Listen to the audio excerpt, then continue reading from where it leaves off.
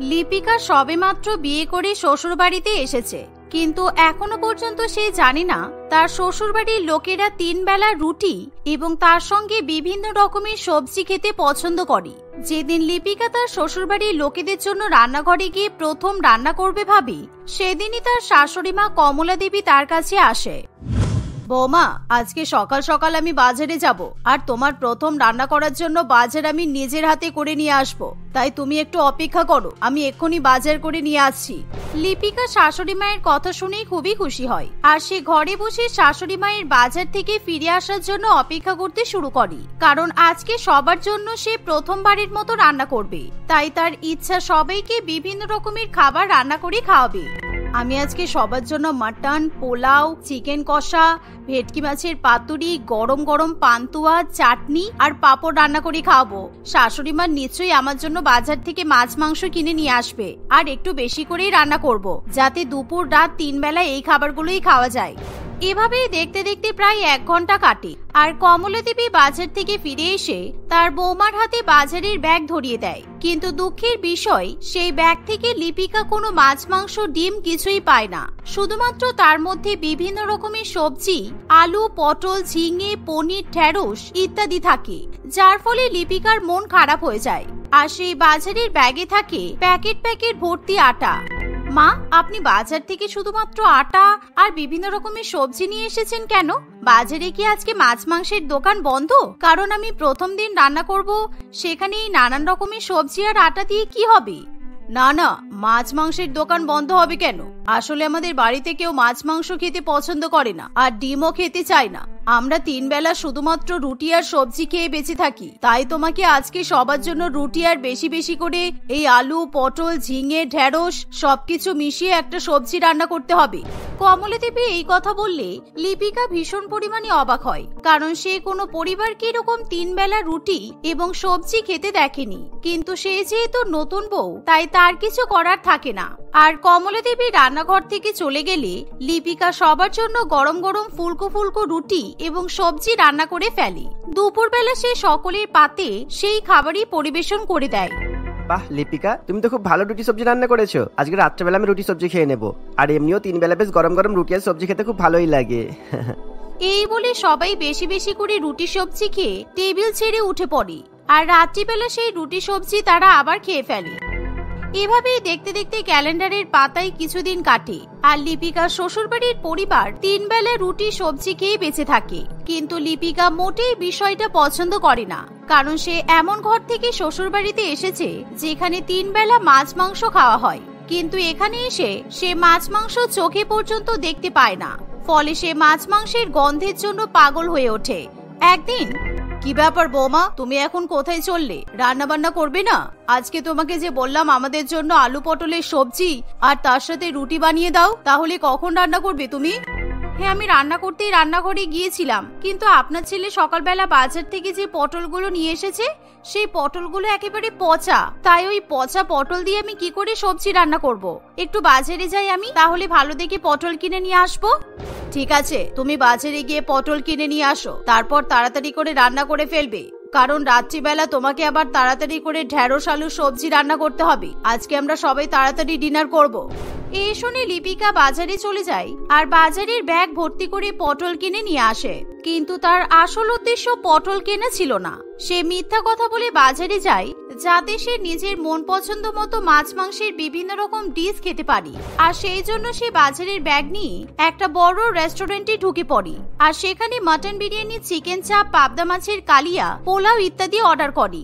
আর সেই খাবারগুলো যখন লিপিকার সামনে এসে উপস্থিত হয়, এসব খাবার দেখে আমি আর নিজের লোভ সামনে রাখতে পারছি না। কতদিন মাছ মাংস ভালো করে খাইনি, আজকে মনের মতো পোলাও, মটন, চিকেন সবকিছু খাবো, কারণ প্রত্যেকদিন ওই বিচ্ছিরি রুটি আর সবজি খেতে ভালো লাগে না।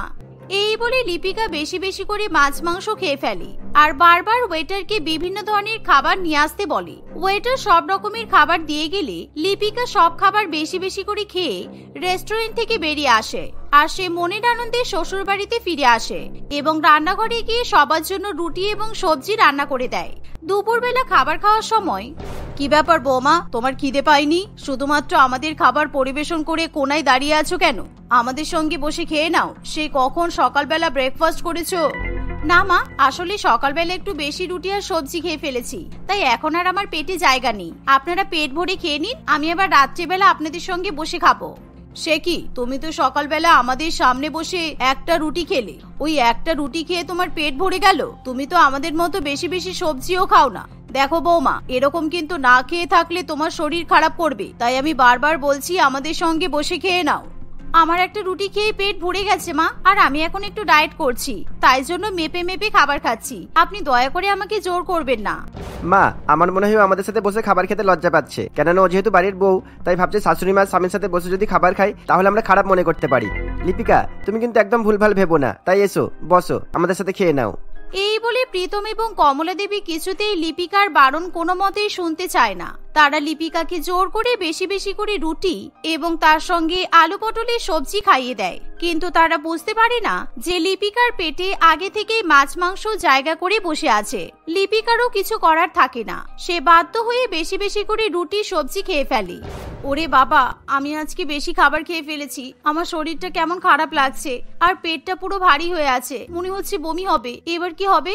অবশ্য বমি করলেও মাছ মাংস বেরোবে, আর এরা বুঝে যাবে যে আমি বাইরে থেকে খাবার খেয়ে এসেছি, তাই যে করে হোক এদেরকে বুঝতে দেওয়া যাবে না। এই বলে লিপিকা বাথরুমে চলে যায় আর চোখে মুখে জল দিয়ে নিজেকে কোনো মতে সুস্থ স্বাভাবিক করে তোলে। কিছুক্ষণ পর সে বাইরে এসে বেশি বেশি করে হজমের ওষুধ খেতে শুরু করে। এভাবে দেখতে দেখতে ক্যালেন্ডারের পাতায় কিছুদিন কাটে, আর প্রত্যেকদিন লিপিকা বাজার থেকে সবজি আনতে যাওয়ার নাম করে রেস্টুরেন্টে ঢুকে ওয়েটারকে বিভিন্ন রকমের মাছ মাংসের খাবার অর্ডার করে, আর ওয়েটার তাকে সমস্ত খাবার নিয়ে এসে দেয়। জীবনটা বেশ ভালোই কাটছে, আমি প্রত্যেকদিন বাইরে এসে আমার ইচ্ছে মতো মাছ মাংস ডাল ভাত সবকিছু খেতে পারছি, আর কেউ কিছু বুঝতেও পারছে না। কিন্তু আজকে আমি শ্বশুর বাড়িতে গিয়ে ওদের পাল্লায় পড়ে বেশি বেশি রুটি কিছুতেই খাবো না, আমাকে যে কোনো একটা ব্যবস্থা তো করতেই হবে। এই বলে লিপিকা আবার খাওয়া দাওয়া করে শ্বশুর বাড়িতে ফিরে যায়। আর দুপুরবেলা খাবার খাওয়ার সময় হলে তাকে যখন আবার সবাই মিলে খাবার খেতে বলে, মা কিছু মনে করবেন না, আজকে আমি আপনাদের আগেই লাঞ্চ করে নিয়েছি। আজকে সবজিটা এতটা টেস্টি হয়েছে আমি নিজের লোভ সামনে রাখতে পারিনি, রান্নাঘরে দাঁড়িয়ে দাঁড়িয়ে 5টা রুটি দিয়ে সবজি খেয়ে ফেলেছি, প্লিজ আমাকে ক্ষমা করে দিন, আপনারা খেয়ে নিন। না না, রাগ করার কি আছে, তুমি যে আমাদের পাল্লায় পড়ে 3 বেলা রুটি সবজি খাওয়ার অভ্যাস করে ফেলেছো সেটা দেখে আমি খুশি হয়েছি, কারণ প্রথম প্রথম তুমি তো একদমই রুটি খেতে পারতে না। আর বৌমা, আজকে রাত্রিবেলা তোমাকে কষ্ট করে রুটি বানাতে হবে না, আমি ছেলেকে বলেছি ও অফিস থেকে আসার সময় রুটি নিয়ে আসতে, আর সবজি আমি রান্না করব। লিপিকা তার শাশুড়ি মায়ের কথা শুনে ভীষণই খুশি হয়। আর দেখতে দেখতে রাত হয়ে আসে। রাত্রিবেলা কমলা দেবী পনির রান্না করে, আর এভাবেই কিছুক্ষণের মধ্যেই তার পনির রান্না করা হয়ে গেলে প্রীতম বাইরে থেকে ফুলকো ফুলকো রুটি কিনে নিয়ে আসে, আর তখন তারা সবাই একসঙ্গে বসে পনির এবং রুটি খেয়ে নেয়। কিন্তু একদিন রাত্রিবেলা প্রীতম লিপিকার ব্যাগ থেকে কিছু টাকা বের করতে যায়, তখনই রেস্টুরেন্টের বিলগুলো হঠাৎ করে মাটিতে পড়ে যায়। এ কি লিপিকা, তোমার ব্যাগে রেস্টুরেন্টের বিল কোথা থেকে এলো? আমি তো তোমার ব্যাগে 100 টাকা বের করতে গেলাম আমার কাছে খুচরো টাকা নেই বলে, কিন্তু তোমার ব্যাগে এতগুলো রেস্টুরেন্টের বিল, আবার বিলের মধ্যে মাছ মাংস সবই তো লেখা রয়েছে।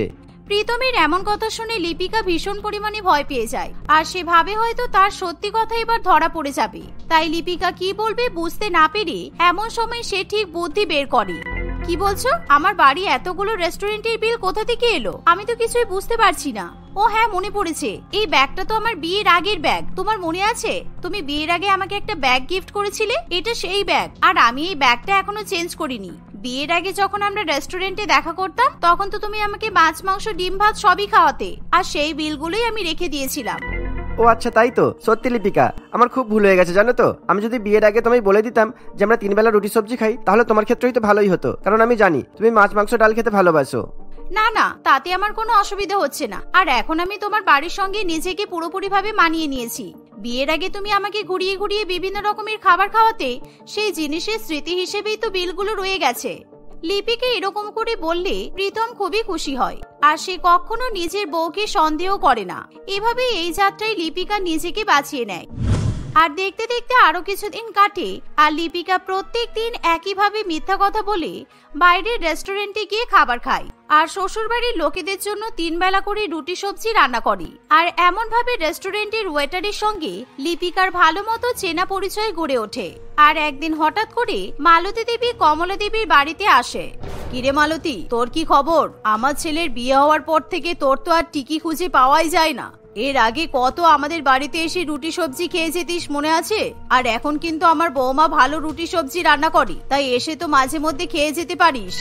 তুই তো ভালো করে জানিস কমলা, আমারও তো রুটি সবজি খেতে ভালো লাগে না। তুই আমাকে জোর করে খাওয়াতিস বলেই আমি খেতাম। আর শোন না, আমার এক দূর সম্পর্কের ভাইয়ের ছেলে আমাদের বাড়িতে ঘুরতে এসেছে। ও একটা রেস্টুরেন্টে কাজ করে। বেচারা সেই রেস্টুরেন্টে কাজ করতে গিয়ে প্রত্যেকদিন এত বেশি বেশি মাছ মাংস পোলাও খায় যে ওর মুখে আর মাছ মাংসের স্বাদ হচ্ছে না। তাই আমি ওকে তোর বাড়িতে নিয়ে এসেছি, ওকে একটু ভালো করে রুটি সবজি খাওয়াতো। এই বলে মালতী দেবী তার ভাইয়ের ছেলে রাহুলকে কমলা দেবীর সঙ্গে পরিচয় করিয়ে দেয়। আর রাহুল হলো সেই রেস্টুরেন্টের ওয়েটার, যেখানে প্রত্যেকদিন লিপিকা মাছ মাংস ডাল ডিম ভাত খেতে যায়। আর কমলা দেবী যখন জানতে পারে যে রাহুল তাদের বাড়িতে রুটি সবজি খেতে এসেছে, তখন সে ভীষণ পরিমাণে খুশি হয় আর তার বৌমাকে গিয়ে বেশি বেশি করে রুটি সবজি রান্না করতে বলে। কিছুক্ষণ পর লিপিকা যখন সবার জন্য রুটি সবজি রান্না করে নিয়ে আসে, তখন সে রাহুলকে দেখে একেবারে থতমত খেয়ে যায় আর তার হাত থেকে সমস্ত খাবারও পড়ে যায়। এ কি, আপনি এখানে কি করছেন? এ কি দিদি, এটা আপনার শ্বশুর বাড়ি? আমি যদি আগে জানতাম যে এটা আপনার শ্বশুর বাড়ি, তাহলে কোনোদিনও রুটি সবজি খেতে আসতাম না। জানো মালতী পিসি, এই বাড়ির লোকেরা অনেক বদমাইশ, 3 বেলা রুটি সবজি খায়। আর এই বাড়ির বউকে জোর করে রুটি সবজি খাওয়ানো অভ্যাস করিয়েছে। এই কারণে লিপিকা দিদি আমাদের রেস্টুরেন্টে প্রত্যেকদিন মাছ মাংস ডাল খেতে আসে আর আমাদের কাছে দুঃখ করে। আর আমার দিদিকে দেখে খুব খারাপও লাগে। রাহুল এভাবে সবার সামনে সত্যি কথা বলে দিলে লিপিকা ভীষণ পরিমাণে লজ্জায় পড়ে। আর কমলা দেবী এবং প্রীতমও লিপিকার উপর খুবই রেগে যায়। তার মানে তুমি আমাকে সেদিন মিথ্যা কথা বলেছিলে আর আমি তোমাকে বোকার মতো বিশ্বাস করেছিলাম? তোমার যখন 3 বেলা রুটি সবজি খেতে ভালো লাগে না, তাহলে তুমি আমাকে বলতে পারতে। তাহলে বেকার বেকার সবার সামনে আমাকে আর মাকে এইভাবে অপমান হতে হতো না। চুপ করে থাকো, একদম বড় বড় কথা বলবে না। বিয়ের আগে যখন তুমি আমাকে ঘুরিয়ে ফিরিয়ে বিভিন্ন রকমের খাবার খাওয়াতে, তখন তুমি আমাকে একটা কথাও বলনি। আর যেই বিয়ে হয়ে গেল, তখন আমাকে শ্বশুরবাড়ির স্বভাবের সঙ্গে নিজেকে অভ্যস্ত করে নিতে বলছো কেন? আমি 3 বেলা রুটি সবজি খাবো কেন? আমি 3 বেলা এসব খাবার খেতে পছন্দ করি না। আমার মাছ মাংস খেতে ভালো লাগে, তাই আমি মিথ্যা কথা বলেছি। আর আমি যা করেছি বেশ করেছি। লিপিকা এরকম ভাবে বললে তার স্বামী এবং শাশুড়ি মায়ের খুবই খারাপ লাগে আর তারা মনে মনে নিজেদের ভুল বুঝতে পারে। সত্যি সত্যি তারা বাড়ির নতুন বৌমাকে 3 বেলা করে রুটি সবজি খেতে বাধ্য করেছে, কিন্তু সেদিনের পর থেকে তারা আর কখনো লিপিকাকে জোর করে রুটি সবজি খেতে বলে না। লিপিকা এবার থেকে নিজের মতো রান্নাঘরে খাবার রান্না করে খেতে পারে, ফলে তার কোনো রকম অসুবিধা হয় না। এভাবেই সে সবার সঙ্গে হাসি খুশি সংসার করতে থাকে। অন্তরার বিয়ে নিয়ে তার গোটা বাড়িতে যেন উৎসবের মরশুম লেগে আছে। সবাই হাসি খুশি আনন্দ করছে। অন্তরাও মনে মনে খুবই খুশি ছিল। এরই মধ্যে বিয়ের ঠিক কয়েকদিন আগে অন্তরার সঙ্গে তার বান্ধবী পিয়ালি দেখা করতে আসে। তুই কিন্তু বিয়ের পরে শ্বশুর বাড়িতে যখন যাবি, ভালোভাবে সেজে গুজে থাকবি। দরকার হলে তুই সারাদিন মেকআপ করে থাকবি। মেকআপ ছাড়া কখনো কিন্তু কারোর সামনে যাবি না বলে দিলাম। কেন এমন কেন করব শুনি? সবসময় মেকআপ করা কি ভালো নাকি? আমার এত সুন্দর স্কিন খারাপ হয়ে যাবে যে। যেটা বলছি সেটা শোন। দরকার হলে তুই দামি দামি মেকআপ ব্যবহার করবি। তোর বাবার তো অনেক টাকা আর তোর স্বামীরও তো অনেক টাকা। দামি মেকআপ কিনতে তোর অসুবিধা হবে না, কিন্তু মেকআপ ছাড়া খুব একটা বেশি ঘরের বাইরে বেরোবি না তুই। এমনটা আমি কেন করব সেটা তো বল। তোর কথা তো আমি কিছুই বুঝতে পারছি না, বিশ্বাস কর। দেখ আমি বলছি, দেখ বিয়ের দিন তুই যখন পার্লার থেকে সাজবি, তোকে কিন্তু দেখতে তখন অনেক সুন্দর আর অন্যরকম লাগবে। পরের দিন সকালবেলা তুই যখন মেকআপ ধুয়ে বাইরে বেরোবি, তখন কিন্তু সবাই তোর আসল চেহারা দেখতে পাবে। আর তোর শ্বশুরবাড়ির লোকজন তখন তোকে দেখে একেবারে অবাক হয়ে যাবে। তোকে নিয়ে আলোচনা করবে, নিন্দা করবে আর বলবে তুই এত সুন্দরী না, তোকে মেকআপ দিয়েই শুধু সুন্দর করা হয়েছিল। লোকজন তো কত কথাই বলে, সবার কথাই কান দিলে কি চলবে? তুই এসব নিয়ে এত ভাবিস না তো। দেখ আমার নিজের বাড়িতেই এমন হয়েছে বলে বলছি। আমার বৌদিকে বিয়ের দিন এত সুন্দর করে ওদের মেকআপ আর্টিস্ট সাজিয়ে দিয়েছিল কি বলবো। কিন্তু বিয়ের পরের দিন সকালবেলা বৌদি মুখ ধুয়ে ফেলতেই আমরা জানতে পারলাম যে বৌদি অতটাও সুন্দর না, যতটা সুন্দরী আমরা ভেবেছিলাম। আর তারপর থেকেই আমার দাদাকে সবাই বলতো বৌদি দেখতে কুৎসিত, বৌদি কালো। ও আমি এবার বুঝলাম, সেই কারণেই কি বিয়ের 2 মাস পরেই তোর বৌদি বাপের বাড়িতে চলে গেছে? এটাই কারণ? এটা তো তুই আগে আমাকে কখনো বলিসনি। আমি তো অন্য কিছু ভেবেছিলাম। কি বলতাম বল? আমার বাড়ির লোক এখনো ফর্সা কালো এসবের বাজ বিচার করে। এটার জন্য বিয়ের 2 মাস পরে আমার দাদার ঘর ভেঙে গেছে, এটা বলতাম তোকে। কিন্তু তুই কি ভেবেছিলিস বলতো? ও অন্তরা পিয়ালির কোনো কথার উত্তর দেয় না, কিন্তু পিয়ালির বলা সমস্ত কথা অন্তরা বুঝতে পারে। নিজের সংসার ভেঙে যাওয়ার ভয়ে শ্বশুরবাড়িতে গিয়েও অন্তরা সারাদিন মেকআপ করে থাকে। শ্বশুরবাড়িতে যাওয়ার পর থেকে সে তার চুল, মুখ ইত্যাদি নিয়ে এত প্রশংসা পেয়েছে যে সেগুলোকে আরো সুন্দর করার জন্য অন্তরা এখন 24 ঘন্টার মধ্যে 16 ঘন্টায় মুখে মেকআপ করে থাকে। একদিন অন্তরা শ্বশুরবাড়িতে তার এক পিসি শাশুড়ি মা মহিমা দেবী আসে। বাবা, তোমাদের বাড়ির বউ তো দেখি ভারী সুন্দর। দেখি বৌমা, একটু সামনে এসো তো, একটু সামনে থেকে তোমার মুখখানা দেখি। অন্তরা সামনে আসতেই মহিমা দেবী যেন কেমন ভাবে নাক মুখ সিটকাতে থাকে। ও ময়দা সুন্দরী তাহলে, তাই ভাবি সৌরভের মতো ওরকম একটা গোবরগণের ছেলের জন্য এরকম হিরোইনের মতো মেয়ে কিভাবে তোমরা পেলে? এক গাদা আটা ময়দা মুখে লেপে নিজেকে খুব সুন্দরী মনে করা হচ্ছে, তাই না? এভাবে বলো না দিদি, আমার ছেলে যথেষ্ট সুন্দর আর আমার বৌমাও সুন্দর। আজকালকার মেয়েরা মেকআপ করবে, এটাই তো নর্মাল ব্যাপার। আর তাছাড়া পিসিমা, আমি যেসব মেকআপ ব্যবহার করি সেগুলো অনেক দামি। সেগুলো কিনতে গেলে আপনার জমানো টাকা 1 মাসেই শেষ হয়ে যাবে। আমার দামি মেকআপ নিয়ে আপনি কোনো মন্তব্য করবেন না প্লিজ। রাখো তোমার দামি মেকআপ, জল ঢাললে সব মেকআপই উঠে যাবে। আর তুমি যদি সত্যিই সুন্দর হও তাহলে এক্ষুনি তুমি মেকআপ ধুয়ে আমার সামনে এসো তো দেখি। পিসি শাশুড়ি মায়ের মুখে এমন কথা শুনে অন্তরা সঙ্গে সঙ্গে রাগে গজগজ করতে করতে নিজের ঘরে চলে যায়। মহিমা দেবী বরাবরই এরকমই ছিল। সে অন্য কারোর ভালো একেবারেই সহ্য করতে পারত না। আমাকে এরকম ভাবে সবার সামনে কুৎসিত বলে অপমান করলো। আমি এত সুন্দর করে সেজে থাকি, তারপরেও আমাকে এমন অপমান করতে পারলো। আমি এত দামি দামি মেকআপ ব্যবহার করি, সেসবের কোনো মূল্যই নেই তার মানে? শুধু শুধু কেন চিন্তা করছো? বলেছি যখন মেকআপটা ধুয়ে যাও পিসির কাছে, পিসিকে দেখিয়ে দাও তুমি আসলেই সুন্দরী কিনা। পিসি সবসময় এইভাবে সবাইকে অপমান করে কথা বলে, কিন্তু আমি চাই তুমি এই অপমানের যোগ্য জবাব দাও। জবাব তো আমি দেবই। আমার দামি মেকআপকে ময়দা বলা? দেখাচ্ছি মজা। এই বলে অন্তরা বাথরুমে গিয়ে ভালো করে নিজের মুখটা ধুয়ে ফেলে, কিন্তু সে আয়নায় নিজের মুখটা দেখতেই একেবারে আটকে ওঠে। তার মুখ আগের মতো কিছুতেই আর সুন্দর লাগছে না। মুখের চারিদিকে নানান রকমের দাগ ছোপ, ঠোঁটগুলো কেমন যেন কালো হয়ে এসেছে, ভুরুগুলো আগের মতো আর মোটা নেই, চোখের তলায় কালি পড়েছে। অন্তরা বুঝে উঠতে পারে না সে এমন কুৎসিত কবে হয়ে গেল। নিজের এমন অবস্থা দেখে অন্তরা হাউ হাউ করে কাঁদতে থাকে। তার বাইরে যেতে দেরি হচ্ছে দেখে তার শাশুড়ি মা ঘরে এসে বলে, তুমি এখনো বাইরে গেলে না কেন বৌমা? চলো, তোমার পিসিমা তোমাকে মেকআপ ছাড়া দেখতে চেয়েছে, তখন ওনার সঙ্গে একবার দেখা করে এসো। তোমার পিসিমা তোমাকে মেকআপ ছাড়া দেখবে বলে বসে আছে। চলো। এ কি বৌমা, তোমার মুখের একই অবস্থা হয়েছে? কি করে হলো এমন? আমি জানি না মা, আমি কিচ্ছু বুঝতে পারছি না। আপনি আমাকে একটু সময় দিন না মা, আমি অল্প মেকআপ করে পিসিমার কাছে যাব। মেকআপ করলে তো দিদিভাই বুঝে যাবে, আর বুঝতে পারলে তো আরো তোমাকে কটু কথা শোনাবে, আবার শুধু শুধু তোমাকে অপমানও করবে। তুমি যেমন আছো বরং সেভাবেই চলো। না না, এগুলো তো আমার দামি মেকআপ। আমি অল্প করে এই মেকআপ গুলো ব্যবহার করলে কেউ বুঝতে পারবে না। আপনি চান না, আমি আসছি। পূর্ণিমা দেবীর বারণ করা সত্ত্বেও অন্তরা মুখে হালকা মেকআপ করে তবেই বাইরে আসে। এবার সত্যি মহিমা দেবী কিছু বুঝতে পারে না। সেদিনের মতো অন্তরা কোনো রকমে বেঁচে যায়। তার এই মুখের অবস্থার কথা সে তার শাশুড়ি মা ছাড়া আর বাড়ির কাউকেই জানতে দেয় না। তাই সবার কাছে লুকিয়ে রাখার জন্য অন্তরাকে এখনো প্রতিনিয়ত মুখে ভালো রকমের মেকআপ ব্যবহার করতে হয়। আজকাল অন্তরার চুলও খুব বেশি পড়তে শুরু করেছিল। চুল পড়তে পড়তে আমি তো প্রায় ন্যাড়া হয়ে যাচ্ছি।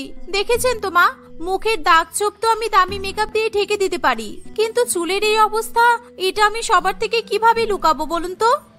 সেরকম হলে মাথায় উইগ পড়বে, কিন্তু আমি তো তোমার মা, তাই আমি বলছি যে এত কিছুর মধ্যে তুমি আর কোনো রকমেই কিন্তু মেকআপ ব্যবহার করো না। তুমি দিনের পর দিন চুলে জল দিচ্ছ না, শ্যাম্পুর জায়গায় ড্রাই শ্যাম্পু ব্যবহার করছো, চুল এক জায়গায় ঠিক করে ধরে রাখার জন্য হেয়ার স্প্রে ব্যবহার করছো, আর এগুলো তো চুলের ক্ষতি করবেই। এটাই তো স্বাভাবিক। আপনি আমাকে আর ভয় দেখাবেন না। আমি কালকেই গিয়ে একটা উইগ কিনে নিয়ে আসবো। দরকার হলে আরো দামি মেকআপ কিনবো আমি, যেই মেকআপে আমার মুখের এসব দাগ সব ঢেকে যাবে আর আমার স্কিনেরও কোনো ক্ষতি করবে না। আর এভাবে কতদিন চলবে? যেদিন সবাই জানতে পারবে সেদিন লজ্জায় তুমি মুখ দেখাতে পারবে তো? আমি তোমার কাছে অনুরোধ করছি, এসব ব্যবহার করে তুমি বন্ধ করো বৌমা। আমি একটা নতুন ওয়েবসাইট থেকে আরো কিছু দামি দামি মেকআপ অর্ডার করেছি। ওগুলো আসলেই আর কোনো সমস্যা থাকবে না। ওগুলো সারাদিন মুখে ইউজ করার জন্যই। আমি দেখেছি ওগুলো মেখে একজন 24 ঘন্টা 50 ঘন্টা থাকে, তাও ওদের মুখে কিচ্ছু হয় না। আর এত কিছু তো ব্যবহার করে দেখেছো, আবার এত কিছু তো ব্যবহার করে দেখেছো, কোনো ফল কি হচ্ছে? এভাবে তুমি নিজের ক্ষতি ছাড়া কিন্তু আর কিছুই করছো না। এই বলে পূর্ণিমা দেবী সেখান থেকে চলে যায়। পূর্ণিমা দেবীর কথা অন্তরা এক কান দিয়ে শুনে অন্য কান দিয়ে বের করে দেয়। আমি আমার সংসার বাঁচানোর জন্য নিজের চুল চেহারা সবকিছুর এত ক্ষতি করে ফেললাম, আর এখন মেকআপ ব্যবহার করা বন্ধ করে সেই সংসারটা ভেঙে ফেলবো? না না, কখনো না। অন্তরা আবার নিজের মুখে মেকআপ করা শুরু করে। পরের দিন মার্কেটে গিয়ে সে নিজের জন্য উইগ কিনে নিয়ে আসে। তার ঝরে যাওয়া চুল ঢাকার জন্য অন্তরা আজকাল উইগ পরাও শুরু করে। দেখতে দেখতে আরো বেশ কয়েকদিন কাটে। এরই মধ্যে অন্তরার বিদেশ থেকে অর্ডার করা দামি মেকআপ প্রোডাক্ট চলে আসে। অন্তরা মনের সুখে সেই সব মেকআপ নিজের মুখে মাখতে থাকে। এভাবে কয়েকদিন চলার পরেই হঠাৎই অন্তরার মুখ খুব চুলকাতে শুরু করে। সে মুখ চুলকাতে চুলকাতে একেবারে পাগল হয়ে ওঠে। এটা কি করছো অন্তরা? কেন এভাবে নিজের ক্ষতি করছো? কি হয়েছে তোমার? আমি আর পারছি না, আমার সারা মুখ জ্বলে যাচ্ছে একেবারে। প্লিজ আমাকে বাঁচাও, কিছু একটা ব্যবস্থা করো। খুব জ্বলছে সৌরভ, মুখটা পুড়ে যাচ্ছে মনে হচ্ছে যেন। তুমি মুখে কি লাগিয়েছিলে? এরকম হলো কেন? তোমাকে এক্ষুনি হসপিটালে নিয়ে যেতে হবে। দাঁড়াও, আমি তৈরি হয়ে নিচ্ছি। আমি তো শুধু সেই বিদেশি আর দামি মেকআপ গুলোই লাগিয়েছিলাম, যেটা পিয়ালি আমাকে এনে দিয়েছিল। ও আমাকে বলেছিল এই মেকআপ গুলো মাখলে আমার মেকআপ করাও হবে আর আমার মুখের আগের দাগগুলোও চলে যাবে। ও তো নিজেও এই মেকআপ গুলো ব্যবহার করে, ওর তো কখনো কিছু হয়নি।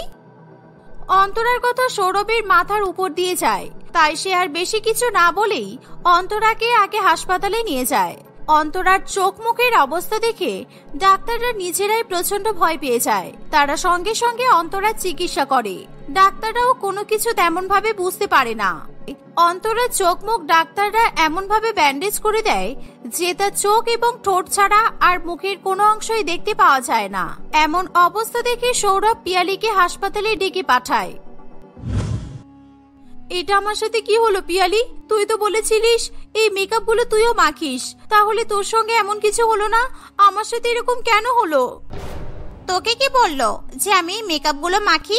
আসলে এরকম কোনো মেকআপের ব্র্যান্ডই নেই। তোকে বোকা বানাবো বলে আমি সমস্ত রকম অ্যাডভার্টাইজমেন্ট তৈরি করে অনেক ভুলভাল কেমিক্যাল মিশিয়ে এরকম একটা মেকআপ বানিয়েছিলাম, শুধুমাত্র তোর জন্যই। তুই আমার বেস্ট ফ্রেন্ড হয়ে আমার সঙ্গে এরকম করলি কেন? আমি তো তোর কোনোদিন কোনো ক্ষতি করিনি, তাহলে তুই কেন করলি বল? আমার দাদা তোকে পছন্দ করতো, তুই তো ভালো করেই জানতিস। তবুও তুই কোনোদিনও আমার দাদাকে পাত্তা দিসনি। তোর হঠাৎ করে বিয়ে ঠিক হয়ে গেল বলে দাদা রাগ করে অন্য একটা মেয়েকে বিয়ে করেছিল, কিন্তু ওদের সম্পর্ক এতটাই তিক্ত হয়ে উঠেছিল যে 2 মাসের মধ্যে ওদের ডিভোর্স হয়ে যায়। আমার দাদার জীবন এভাবে বরবাদ করে দিয়ে তুই নিজে সুখে সংসার করবি, সেটা আমি হতে দেব? তুই ভাবলি কি করে? সেই জন্যই তো আমি তোকে প্রত্যেকদিন মেকআপ করতে বলেছিলাম, যাতে তোর মুখ দিনে দিনে নষ্ট হয়ে যায়। যেই মুখ নিয়ে তোর এত গর্ব, যেই মুখের কারণে তুই ছেলেদের জীবন নষ্ট করিস, সেই মুখ তুই নিজেই নিজের হাতে নষ্ট করে ফেলেছিস। শুধুমাত্র পিয়ালির কথায় অনুপ্রাণিত হয়ে অন্তরা নিজের এত বড় ক্ষতি করেছে ভেবে হসপিটালের বেডে শুয়ে শুয়ে সে অঝোর নয়নে কাঁদতে থাকে। পিয়ালি নিজের মুখে তার অপরাধ স্বীকার করায় সৌরভ তার বিরুদ্ধে থানায় ডায়েরি করে। সৌরভ এবং তার মা খুব ভালোভাবে অন্তরার যত্ন করে কয়েক মাসের মধ্যে তাকে আবার তার সুন্দর চেহারা ফিরিয়ে দেয়। তারপর থেকে অন্তরা কম দামি কিংবা দামি কোনো রকমের মেকআপই ব্যবহার করে না।